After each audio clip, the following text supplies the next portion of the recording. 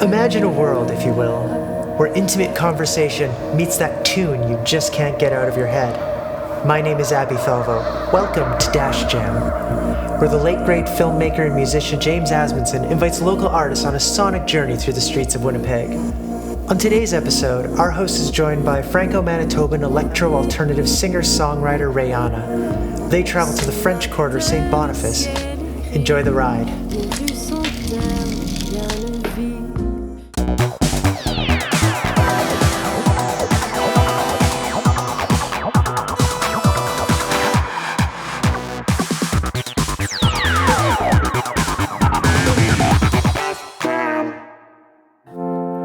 So where are we going today, Rayannah? We're going to the French side of the bridge. We're going to St. B, yeah. Which is I'm gonna hit somebody. That would be good. Well, yeah, might make for good TV, but probably. Do you know the history of St. Boniface? Loose, like Was that something that they teach you in school? Or? Yes, I mean, so one thing that I realized was that we definitely got a more or art education around, for example, like Louis Riel and the Métis community in this area. I think was more thorough than at most Anglophone schools. Mm-hmm. Well, the perspective, historically, in my family too, the relationship to Louis Riel, there was never a question that he was a traitor. He was always a hero to us, and was, so instrumental in fighting for Francophone and Indigenous rights in the area. So yeah, I think our history class was probably different. I don't know. I don't remember learning that he was a traitor in school. I learned he was a traitor, but I was in Calgary, so. Oh no. Calgarians consider him a traitor. Yikes. Well, not us. Do you want to hear what the crash sounds like on this? Sure. Okay. Here it is. I'll put it on 4. So. Okay. Do you want me to turn right, or just you going straight? We can keep going straight down Provencher. Yeah, just boss me around and tell me where you want to go. Okay, that's pretty fun. Are you doing anything later today? Can I tell you where to go later tonight? We can go down Provencher. We can go to the cultural center. It's really a nice place to go, I think. Yeah, so when I first met you years ago, we played a couple of shows together, I think. It was just you and your loop pedal. Yeah, that was, first iteration. Yeah, and I've seen you obviously since, and it's this huge production with And at the time, I would have not considered myself as playing anything but voice. Yeah. I would have considered myself strictly a vocalist, because I was so insecure about calling myself anything other than that. I think partly because I was surrounded by people that were so proficient at piano, for example, the piano majors. But yeah, I don't know. I felt as though because I was never going to be a virtuoso at piano, then I couldn't call myself a pianist, or I couldn't call myself someone that played keys, And then using a loop pedal with my voice was the first thing that allowed me to kind of step into, even ever so slightly, into the world of production for a half second, Yeah. And that was kind of the door that opened that could never be closed again. And I'm so glad, because I love that now. It's producing is something that I really enjoy, and I don't know if I would have wound up there without that. Okay, so where are we right now? We are in the Salle Pauline Boutal at the Franco Cultural Center. And you have a long history with this space. I do. I sang my first ever concert in this room when I was 6 years old, to the tune of Coco le petit singe, which means Coco the little monkey. So how did this come about that you were playing here when you were 6 years old? Apparently, I don't remember any of this, but apparently it was for the grade 6 and grade 6, 7, and 8 guitar concert. Mm-hmm. And apparently I just like one day in kindergarten or grade 1 or whatever wandered away from class and went to the music room and then said that I was a singer and that I would like to please sing at the upcoming concert. And this person said yes. Monsieur Picard was his name. It's pretty wild that he did, and I'm sure like all the parents of the grade 6, 7, 8s that were sitting in this room were like hard to find like a 6-year-old who's like, is that precocious? I guess so. Yeah, precocious is definitely the word. Yeah, I guess. And now I spend like every day of my life trying to have as much guts as that 6-year-old, you know? Yeah. Well, okay, can you give us like a little sample of that? Okay.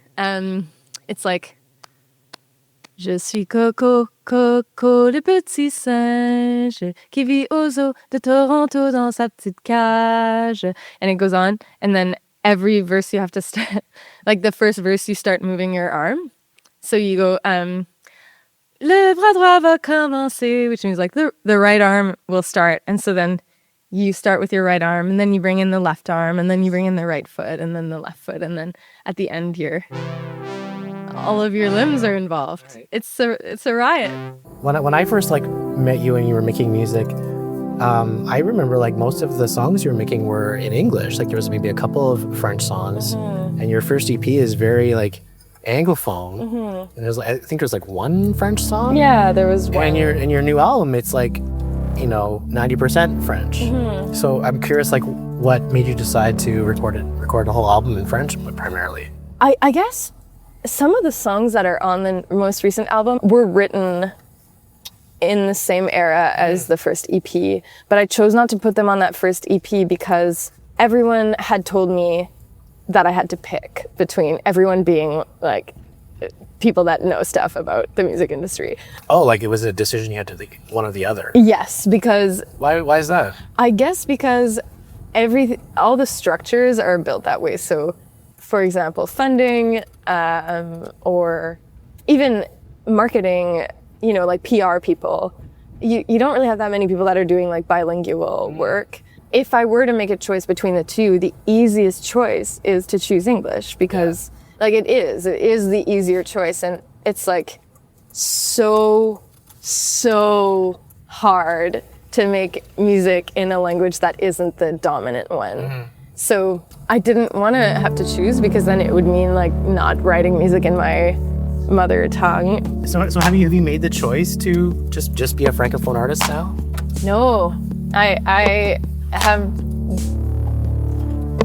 not taken the advice and decided to and also I think things are changing, like all the Polaris Prize winners recently are making music in languages that are not English. And but I really feel that it's so exciting that we're having more and more music that is becoming popular on a wider scale that is made in different languages.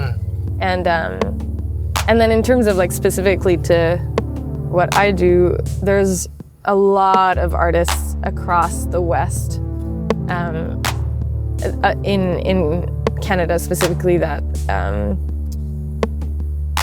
make music in French and in English because we're kind of in a situation where we do grow up with both, and both are a part of our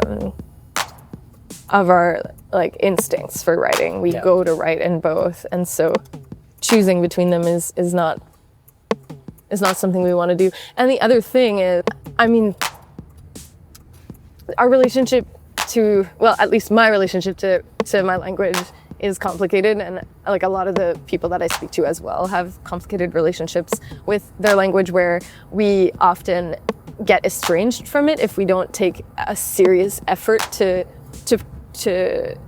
like read in French and watch things online in French, and because everything around us is in English. So and we have a bit of like insecurity around that, and so it is really like a bold choice to do it, and I don't want to choose between like feeling connected to my Anglophone community and feeling connected to my Francophone community. I don't want to choose between those two things. So would you say this album is just a Don't. kind of a FU to who have told you to choose? No. Like I'm sure no, because those people, of course, were trying to give me advice that was helpful according to them, you know? It's just, I do think that if we want it to look different, we have to make it look different, so. So you did a cover show as Shania Twain?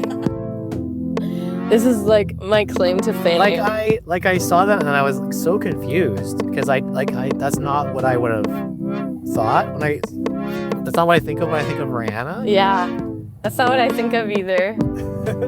Like, I'm glad that's not what you think of when you think of Rayannah. Asked to do that, or was that is Shania like a big influence on you?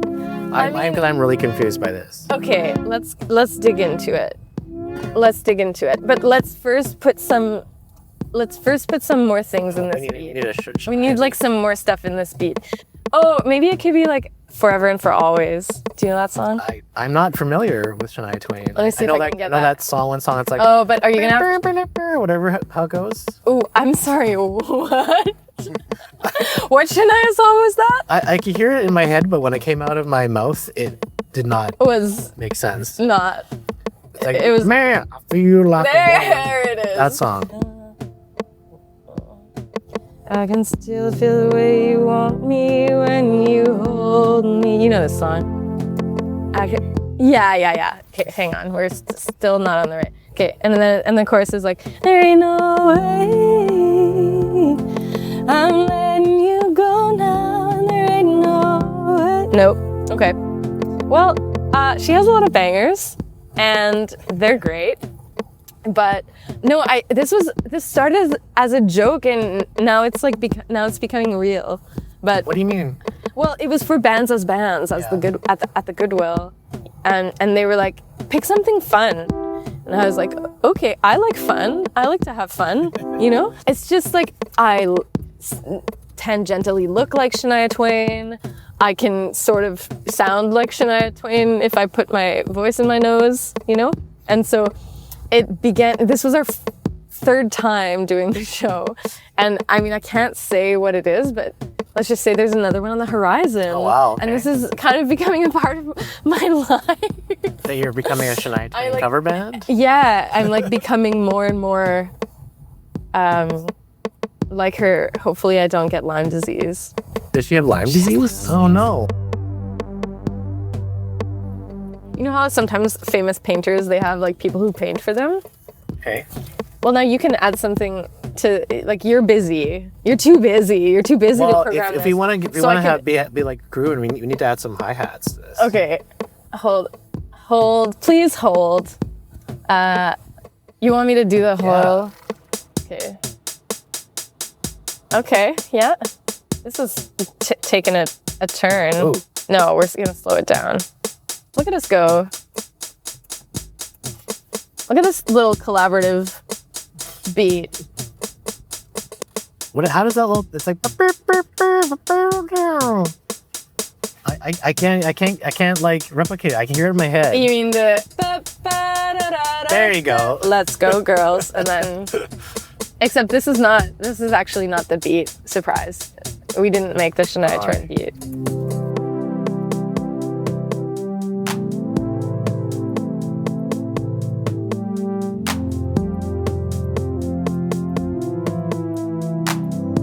I feel like I'm writing The Lion King, you know?